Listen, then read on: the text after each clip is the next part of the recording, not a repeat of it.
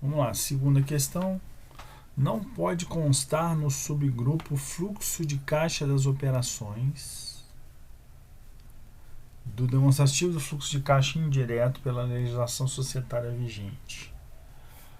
Pagamento de salário, pagamento de utilidade, pagamento de matéria-prima, insumo e embalagem, captação de recursos, nenhuma das anteriores. Bom, eu vou pegar isso aqui, vamos explorar um pouco mais esse conceito. E a gente tem que tomar cuidado, que eu, na verdade, na primeira gravação eu não prestei atenção nisso. Você tem,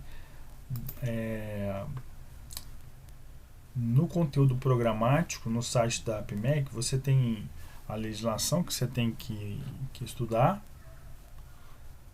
e também o livro da Modaran, os livros de valuation. E existe uma diferença aí, que no final das contas, como valuation você avalia o fluxo de caixa livre da empresa, acaba não tendo nenhum problema.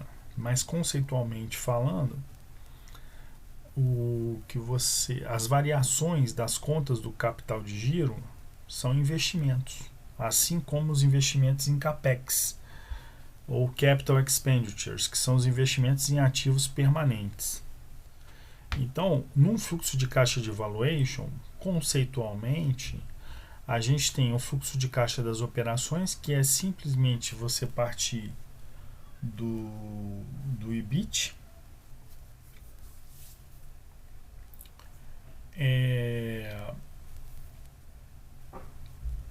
e voltar à depreciação, né? Tratar os impostos ajustados, e aí você vai ter o seu fluxo operacional. Depois você vai ter seu fluxo de caixa de investimentos, que são dois grandes componentes: aumento de capital de giro e aumento de ativo permanente. Aí você vai ter, depois de fazer essas deduções, você vai ter o fluxo de caixa livre da empresa. Esse fluxo de caixa livre da empresa é o que você vai usar para devolver para os investidores da empresa, que são, primeiro, credores. Aí você vai ter um fluxo de caixa de credores com três grandes componentes: liberação de principal, amortização de principal e pagamento de juros. Percebam, os juros estão eles estão aqui dentro do fluxo de caixa de credores. Em algumas situações, a legislação ela admite, ela exige, inclusive, que você coloque juros como operacional, como fluxo de caixa operacional. Como exemplo, empresas, instituições financeiras. Então você já percebe as diferenças, né? E a questão das variações de capital de giro estão dentro do fluxo de caixa operacional pela legislação societária. Então, essas diferenças é bom que você tenha elas na cabeça, né? Quando for responder uma questão, procure saber, né? Na questão, se você está fazendo uma questão de valuation, você vai responder de um jeito. Se você está fazendo uma questão de contabilidade, né? Um pronunciamento CPC ou a Lei 6404, você vai ter que responder de uma forma diferente, né? Então aqui está pedindo para você responder de acordo com a legislação vigente. Então não tem nada a ver com valuation. Então vamos ver como é que a gente responde.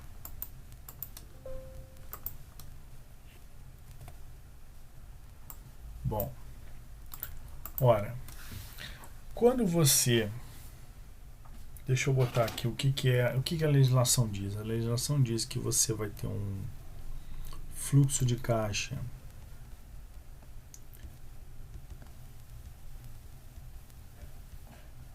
das atividades operacionais,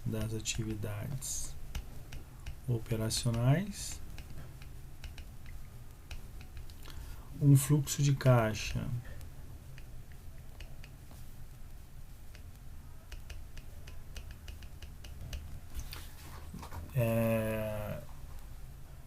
das atividades de investimento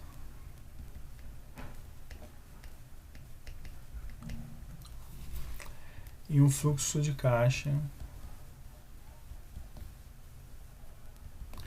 Agora me veio, não está me vindo à cabeça o nome, mas eu acho que é das atividades de financiamento. Bom, o que é muito claro é que na legislação eles quebram o balanço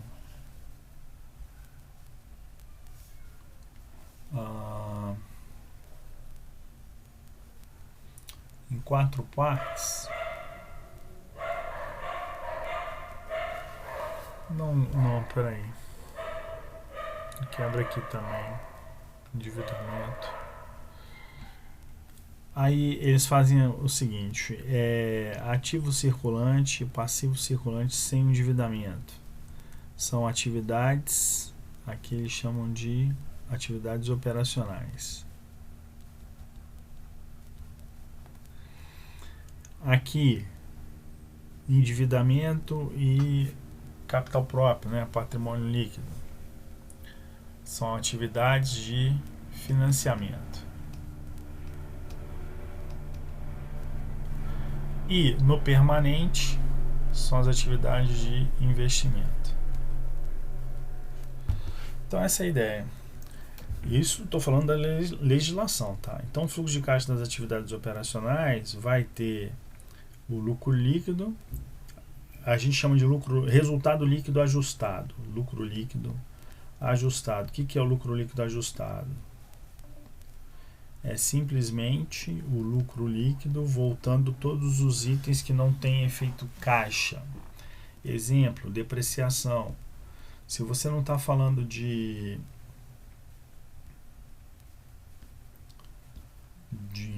instituição financeira, você volta também despesa de juros. Você volta a despesa de juros aqui para cobrar aqui embaixo em financiamento.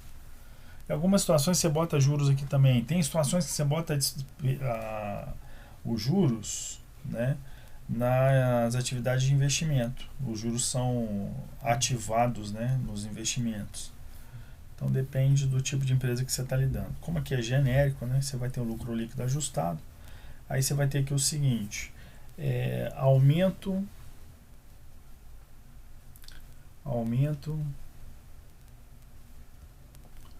do ativo circulante. É o que? É um investimento, então sai dinheiro do caixa. Exemplo de aumento do ativo circulante: aumento do contas a receber, aumento do estoque. Aí então vai ser lucro líquido ajustado menos aumento do ativo circulante mais aumento do passivo circulante. Bom, isso aqui é simples, né? É um jogo de sinais. Se você sabe que o aumento vai ser negativo, ou seja, vai tirar dinheiro do caixa, se por acaso contas a receber diminuir, é uma diminuição. Então você vai, em vez de subtrair do lucro líquido ajustado, você vai somar ao lucro líquido ajustado, né? Porque a redução do contas a receber é dinheiro no caixa. A redução de estoque é dinheiro no caixa. O aumento do contas a pagar é dinheiro no caixa, por isso que está positivo aqui, entendeu? Então tomem cuidado, muito cuidado com questões que você tem que detalhar esses aumentos aqui no capital de giro. Então o resultado vai ser um fluxo de caixa das atividades operacionais. Aí vai entrar o que aqui? Vai entrar, subtrai, né, aumento do ativo permanente. O ativo permanente é conceito mais antigo, né? E investimentos, né? Então dá conta investimentos, que é o realizável a longo prazo. O ativo realizável a longo prazo é o permanente mais investimentos. Permanente vai ser o imobilizado mais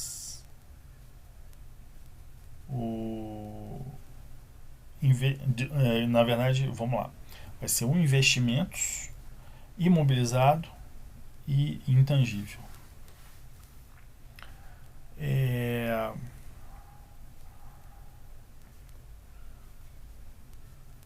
Aqui, aí você vem aqui para o terceiro, que é o fluxo de caixa das atividades de financiamento, né? Que vai ser menos dinheiro que sai do caixa, vai ser o que? Amortização de principal. menos pagamento de principal, certo? E não, tô falando bobagem. Amortização de principal e pagamento de juros. Tá vendo? Eu volto a despesa de juros aqui e incluo o pagamento de juros aqui. E eu posso receber eventualmente o que? Liberações de principal ou de empréstimos. Pronto. Eu tenho aí a soma dos 3 fluxos de caixa, a variação da conta disponibilidades, que são basicamente 3. Caixa físico, banco, conta, movimento e implicações de liquidez imediata. Bom, então vamos voltar aqui. Pagamento de salários. Salários a pagar fica no contas a pagar. Então, pagamento de salário é baixa do contas a pagar. Quando você diminui o seu passivo circulante, você está tirando dinheiro do caixa, né? Então você está prejudicando o seu fluxo de caixa. Vai poder constar, né, no fluxo de caixa das atividades operacionais. Letra B, pagamento de utilidades, mesma coisa, estava no contas a pagar, baixou contas a pagar, contrapartida caixa, fluxo de caixa das atividades operacionais. Letra C, pagamento de matéria-prima, insumo e embalagem. Isso aqui é estoque, entrou no estoque, você está pagando contra a caixa, está lá no contas a pagar. Então vai ser operacional também. Letra D, captação de recursos, aí já não, aí já tem a ver com o financiamento, né, a forma com que a empresa vai se financiar. Então, nesse caso, a letra D de dado não pode constar no fluxo de caixa das atividades operacionais, porque faz parte da forma que a empresa tem para se financiar. Então, a resposta certa é a letra D de dado. Questão 2, letra D de dado.